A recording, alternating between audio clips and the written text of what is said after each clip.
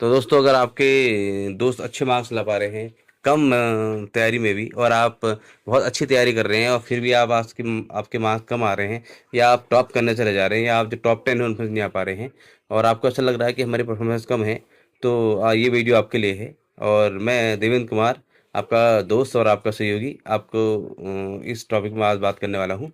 और तो जैसे हम इसमें बात कर रहे थे कि टॉपर्स किस प्रकार सोचते हैं और वो कैसे अपनी तैयारी करते हैं, क्योंकि ऐसा है कि आपने ऐसा पूरे 12 घंटे की स्टडी ली, 8 घंटे पढ़े, 10 घंटे पढ़े, लेकिन आप फिर भी उतने अच्छे मार्क्स नहीं ला पा रहे हैं, तो कहीं ना कहीं कमी है। तो यहाँ पर मैं जो बात करने वाला हूँ वो है कि स्मार्ट वर्क और हार्ड वर्क में क्या अंतर है। तो हमको हार्ड वर्क तो करना ही है, लेकिन हार्ड वर्क को भी स्मार्टली करना है, और स्मार्टली कैसे करेंगे वही हम इस वीडियो में डिस्कस करने वाले हैं।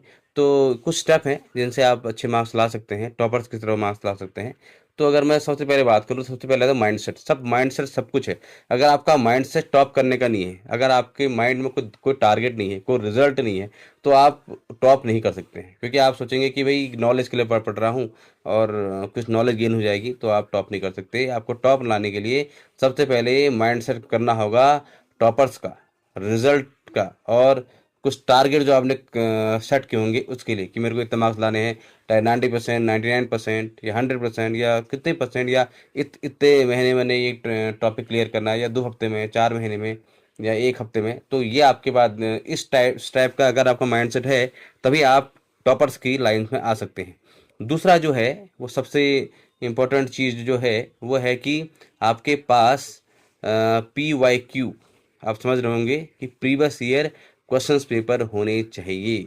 अब ऐसा हो कि आपके पास बुक्स भी अच्छी हैं, आपको कोर्स भी मालूम है कि कितना है, लेकिन आपको ये मालूम नहीं है कि क्वेश्चन किस प्रकार से आते हैं, तो तब भी आप पीछे रह जाएंगे। तो जो दूसरा स्टेप है सबसे इम्पोर्टेंट, कि आपको इस टाइम पे ये देखना है कि करीब करीब पिछले जो 5-6 साल के आपके प्रीवियस ईयर क्वेश्चन पेपर हैं उनको रीड कीजिए, और देखिए कि क्वेश्चन किस प्रकार से आ रहे हैं और आप कैसे उनको हल कर सकते हैं। जब आपको पता होगा कि ये क्वेश्चन ऐसा आते हैं, तो आप उस पूरे कोर्स में से ये सेलेक्ट कर सकते हैं कि हमको किस प्रकार से पढ़ना है और किस प्रकार से तैयारी करनी है। क्योंकि ऐसा तो है नहीं आपके 4 साल बचे हैं, जो आप अगर आप एग्जाम दे रहे हैं तो आपके पास सीमित समय होता है, और सीमित समय में अगर आपको स्मार्टली पढ़ना है, तो ये पहले रीड करना जरूरी है कि पहले क्वेश्चन कैसे आए हैं, और 2 साल पहले कैसे आते हैं, 3 साल पहले कैसे आते हैं। और आपने देखा होगा कि हर समय कुछ ना कुछ क्वेश्चन पेपर्स में पैटर्न चेंज होता है, तो उस पैटर्न को ध्यान में रखते हुए आपने पढ़ना है।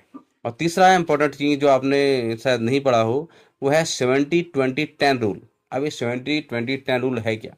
तो इम्पोर्टेंट चीज़ ये है कि अगर आपको अपने कोर्स में से 70% उस पर ध्यान देना है जो मोस्ट इम्पोर्टेंट है, जो आपको लगता है कि सबसे ज़्यादा इंपॉर्टेंट है और ये क्वेश्चन पेपर में आ ही सकते हैं, उसमें पूरा 70% अटेंशन देना है, पूरा ध्यान देना है। 20% उसको देना है जो एवरेज है, जो लगता है कि आ भी सकते हैं और नहीं भी आ सकते हैं, तो उनमें देना है। और 10% उनमें देना है जो आपको लगता है कि चांस कम है लेकिन देख लेते हैं। इस प्रकार से आप कर सकते हैं। तीसरा चीज़ है कि आपका जो वो क्या कहते हैं, ये आपको स्किप भी करना है, कि जहाँ पूरा कोर्स है, मान लो 15 यूनिट है या 15 चैप्टर हैं, और आपको लगता है कि कुछ ये नहीं आ सकते हैं, तो उन चीज़ों को भी, जो आपको मैंने कहा 10%, वो 10% जो वाले हैं जहाँ पर आपको स्किप करना है कि इस कोर्स को छोड़ देना है, वो भी आपके लिए बहुत ज़रूरी है।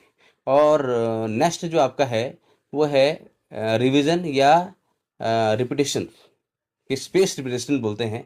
ये स्पेस्ड रिपीटेशन क्या है, इसमें हम डिटेल बात करेंगे, लेकिन यहाँ पर इंपॉर्टेंट चीज क्या है कि रिवीजन। एक एक ऐसा बंदा है जो 5 चैप्टर पढ़ लिया है लेकिन उसका रिवाइज नहीं किया है, और एक ऐसा बंदा है जिसने 1 चैप्टर पढ़ा है और 5 बार रिवाइज किया है। मैं आपको डेफिनेटली कह सकता हूँ, जो दूसरे नंबर का लड़का है, दूसरे नंबर का जो व्यक्ति है, वो ज़्यादा मार्क्स लाएगा। कारण क्या है, उसने 1 चैप्टर पढ़ा, उसको 5 बार रिवाइज किया, वो ज़्यादा एफर्ट लाएगा, और ये डेफिनेटली है वो ज़्यादा मार्क्स लाएगा। एक ऐसा व्यक्ति जिसने 5 चैप्टर पढ़े हैं और एक ही बार पढ़े हैं, और इसने 1 चैप्टर पढ़ा है और 5 बार पढ़ा है, वो ज़्यादा मार्क्स लाएगा। ये रिवीजन का है फायदा। तो अगर आप इसको टेक्निक को अपनाना चाहते हैं, तो स्पेस्ड रिपीटेशन कीजिए।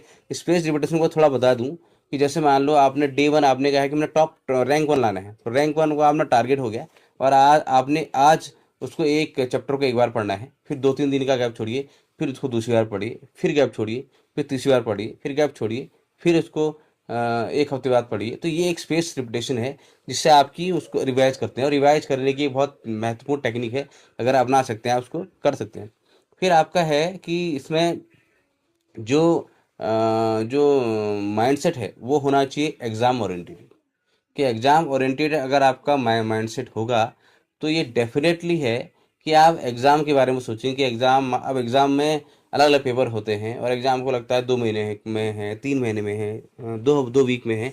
तो उसके अकॉर्डिंग अगर आप तैयारी करेंगे तो आपका पूरा माइंडसेट उस प्रकार से रहेगा और आप क्वेश्चन पेपर, अपना कोर्स और अपने जो सब्जेक्ट है उसको उस हिसाब से पढ़ेंगे। स्मार्ट वर्क करना है, हमने हार्ड वर्क नहीं करना है कि हमने एक चैप्टर में 4 दिन लगा दिए। तो हमने दिमाग में माइंड से रखना है कि हमने एग्ज़ाम देना है और एग्ज़ाम में टॉप करना है, और इस प्रकार से अगर आप सोचेंगे और तो आप डेफिनेटली अच्छे मार्क्स लाएंगे। आप 70-20-10 रूल फॉलो करेंगे तब आप डेफिनेटली में आएंगे। और मोस्ट इम्पोर्टेंट मैंने कहा कि PYQ, मतलब प्रीवियस ईयर क्वेश्चन पेपर अगर आप रीड करेंगे, पैटर्न को रीड करेंगे, तो आप उस हिसाब से तैयारी करेंगे तो आप अच्छे मार्क्स ला सकते। Mindset, exam oriented study, 70-20-20, 70-20-10 rules, और PY की, और स्किपिंग, और most important revision, space, repetitions, इसके बारे में डिस्कस किया। तो लेकिन लास्टली जो सबसे इम्पोर्टेंट चीज़ आती है कि ये तो हमने हमारा पूरी स्ट्रेटजी होगी, हमने एग्ज़ाम कैसे देना है, कैसे तैयारी करनी है, कैसे टॉपर्स की तरह सोचना है और कैसे वहाँ टॉपर की तरह तैयारी करनी है। लेकिन मोस्ट इम्पोर्टेंट है कि हम मान लो हमने अच्छी तैयारी करी और अच्छी, हम मान लो कि हम एक क्रिकेटर हैं और हमने प्रैक्टिस अच्छी करी, बॉलिंग अच्छी करी, बैटिंग अच्छी करी, सब हमने प्लान किया, लेकिन हम वहाँ पर उसको एग्जीक्यूट नहीं कर पाए, तो वहाँ हम फेल हो जाएंगे। तो सबसे इम्पोर्टेंट चीज़ क्या है कि आप वहाँ हैं, आपकी हैंड राइटिंग कैसी है और आपका प्रेजेंटेशन कैसा है, वो आपके लिए बहुत इंपॉर्टेंट चीज़ है। तो अगर आप इस चीज़ को आप ध्यान में रखते हैं कि भाई एक तो आपकी हैंड राइटिंग, क्योंकि सबसे इम्पोर्टेंट चीज़ है कि जब मैं भी कभी कॉपी चेक करने जाता हूँ तो सबसे इम्पोर्टेंट जो फर्स्ट इंप्रेशन होता है कि आप लिखते कैसे हैं। अगर आपकी राइटिंग अच्छी है तो जो एग्जामिनर होता है उस पर सबसे ज़्यादा इफेक्ट पड़ता है। अगर आपकी राइटिंग थोड़ा अच्छी होगी तो आपको उसका एक पॉजिटिव इफेक्ट जाता है और आपको मार्क्स अच्छे मिलने के चांसेस होते हैं। और दूसरी चीज़ कि अगर आपने पहली राइटिंग ख़राब बना दी, समझ समझ नहीं आ रहा है, तो एक साइकोलॉजी का एक बुरा इफेक्ट जाता है। तो इसलिए आपको राइटिंग पर बहुत ध्यान देना है। दूसरा है प्रेजेंटेशन, कि आपको जो आता है आप उसको कैसे प्रेजेंट करते हो, आप उसको कैसे अपने ज्ञान को रख पाते हो। अब देखिए, अगर एक कमरा है, अगर आप एक घर में कोई आ रहा है, दो तरीके हैं। जो आप घर में आ रहा है, कमरे में सामान बिखरा है, तो पूरा जो माइंड सेट है, वो जो आदमी आ रहा है उससे बहुत बुरा बुरा इफेक्ट हो जाएगा। लेकिन अगर आपने दिमाग में आपके है, जो आपने प्लान किया है, अगर आपको स्मार्टली एग्जीक्यूट की कर पाएँ, बहुत सुंदरता से एग्जीक्यूट कर पाएँ, उसको प्रेजेंटेशन अच्छा दे पाएँ, तो जो चेक करने वाला है वो आपको अच्छे माइंड से चेक करेगा, साइकोलॉजी अच्छे चेक करेगा और आप बहुत अच्छा बेहतर कर पाएंगे। इन सभी पॉइंटों को अगर आप ध्यान में रखते हैं तो आप ज़रूर अच्छा कर पाएंगे। अगर आपको हमारे वीडियोस पसंद आ रहे हों और तो हमारे ये वीडियो पसंद हो, और अगर आप हमारे कमेंट बॉक्स में ये ज़रूर बताएं कि आप कैसे तैयारी करते हैं, क्या इनमें से किसी रूल को फॉलो करते हैं, नहीं करते हैं तो आज इसे फॉलो कीजिए। और ऐसी वीडियो और जानने के लिए और देखने के लिए हमारे चैनल को सब्सक्राइब कीजिए। तब तक के लिए टेक केयर।